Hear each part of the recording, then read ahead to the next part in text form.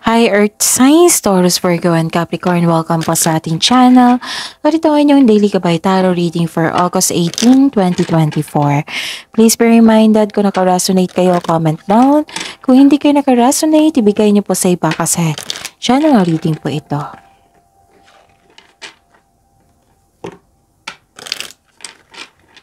This is for you, Taurus, Virgo, and Capricorn ngayong August 18, 2024.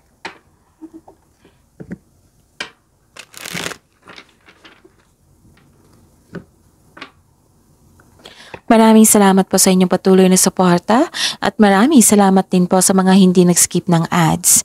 Gamitin ang reading na ito bilang gabay lamang. Sa mga hindi pa nag-subscribe, subscribe na po kayo at click bell notification para malaman nyo na may bago tayong video.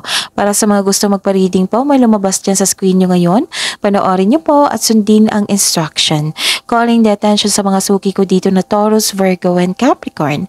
Open na po inyong monthly gabay tarot reading for September 2024. May 6 months from now reading tayo at love life reading. So message me, Taurus, Virgo, and Capricorn for schedule. Maraming salamat po.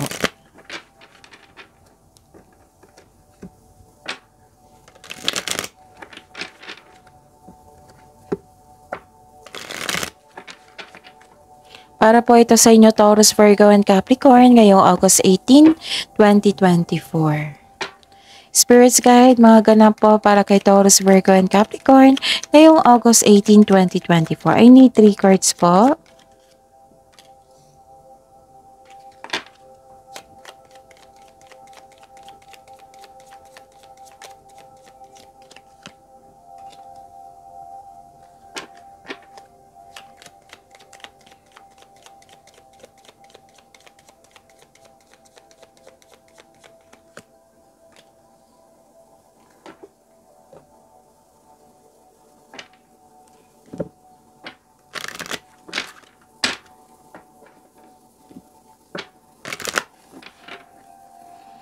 Spirits Guide, message nyo po para kay Taurus, Virgo, and Capricorn ngayong August 18, 2024. I need 2 cards po.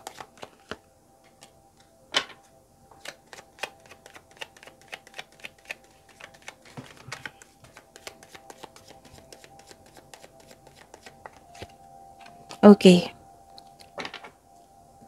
Taurus, Virgo, and Capricorn, parang nahihirapan kayo sa paggawa ng desisyon dito. Parang may sacrifice kayo or you are feeling guilt.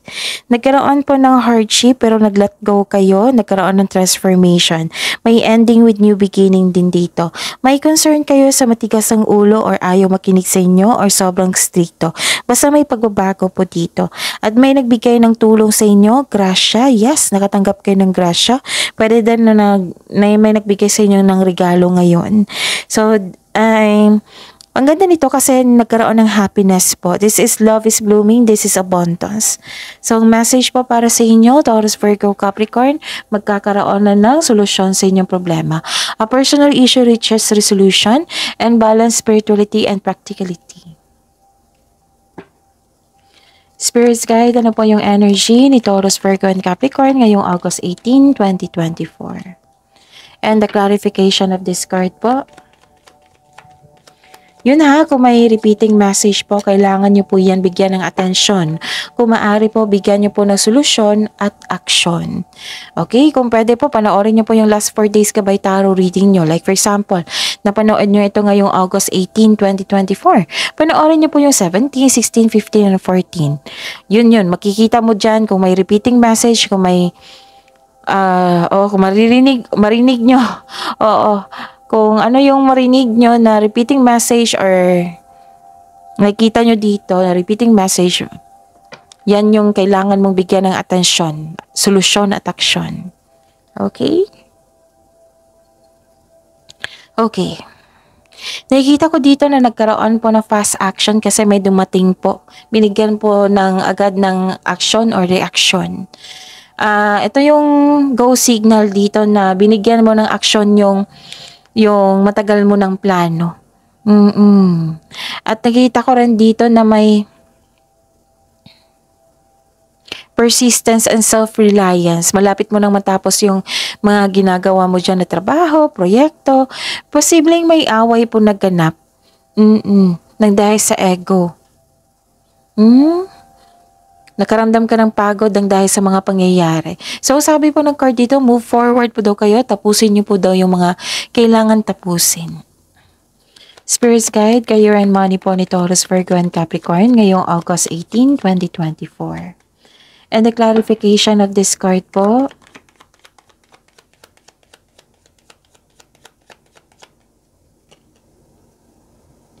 okay. This is your career and money ha. Nakita ko dito na nalungkot ka sa mga pangyayari, naapektuhan ka. So, ang sabi nga ng card dito na kailangan nyo mag-move forward at tapusin nyo yung mga gawain na kailangan nyong tapusin.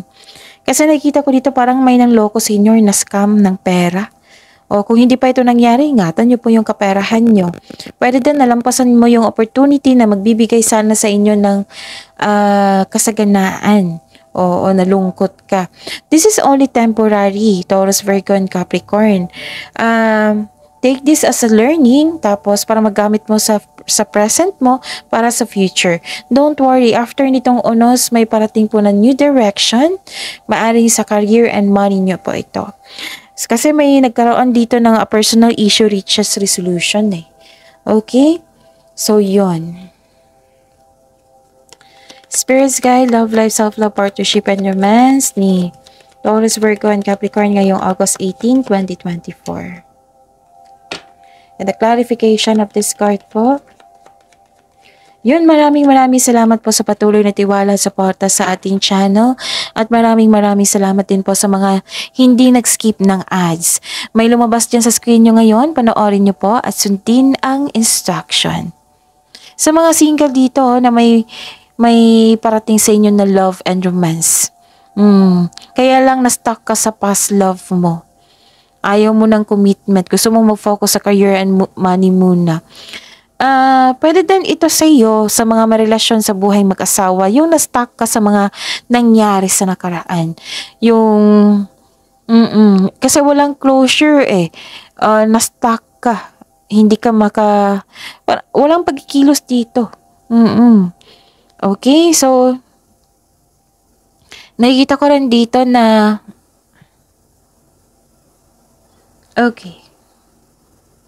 magkakaroon ng gathering dito sa lahat ha, magkakaroon ng reunion, gathering or group, magpa-participate ka sa group activity.